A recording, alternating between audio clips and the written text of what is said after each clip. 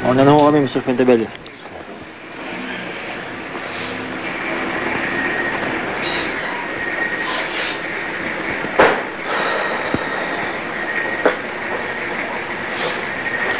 Lilian, tutulong ako sa kanila.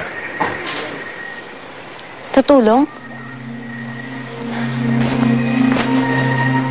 Ano kaya mong gawin, Ferdinand? Kahit noon pa, wala kang ginawa para sa amin. Muntik na nga ako makunan kay Maylene. Pero mas pinaniwalaan mo si Amara. Hanggang ngayon, wala ka pa rin ginagawa para sa amin. Alam mo, lahat to kasalanan mo. Sana lang, walang mangyaring masama kay Maylene. Dahil kung meron, habang buhay kitang kasusukulan.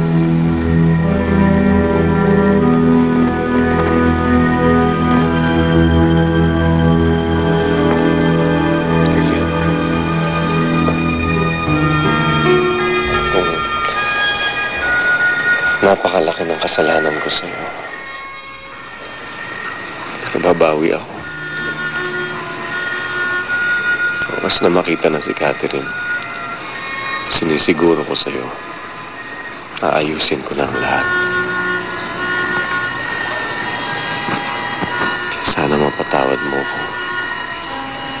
Sana mabigyan mo pa ako ng isa pang pagkakataon. Balik mo muna sa akin ang anak ko. Pag nandito na ang anak ko, baka mapatawad pa kita.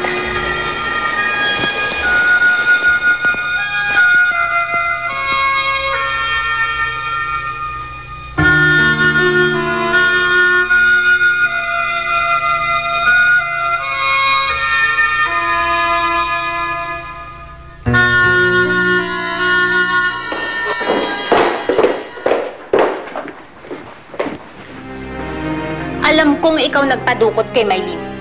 Nasaan siya? Wala akong alam sa mga pinagsasasabi mo. Pwede ba? Umalis ka sa harapan ko. Hindi ako naniniwala sa'yo, anak. Nasa tiyan ko pa lang si Maylene. Binalak mo na siyang mawala sa amin.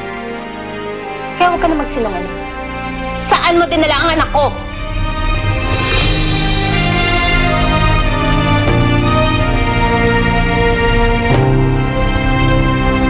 Kausapin mo si Lloyd Candong. Sabihin mo sa kanila, ako magdidesisyon ko anong gagawin sa Catherine na yun. Sir Jose, ibig mo sabihin, kinidnap si Catherine. Oo, yaya eh. Pero malas ang hinala ko, may kinalaman din si Mama Mare. Gusto ko pa kayo makasama. Kaya dapat hindi ako sumuko. Gagawa ko ng paraan para makaalis ako dito. Magkakasama-sama rin tayo ulit. Pag nangyari yun, hindi na ako papayag na magkahiwa-hiwalay pa tayo ulit. Magkikita na rin tayo, Catherine ka. Dahil sa'yo at sa nanay mo. Kaya nasira ang papel ko kay Ferdinand. Kaya humunta ka. Saan ka pupunta? Ma'am Amara, ano po bang balak niyo sa akin? Magkamag-anak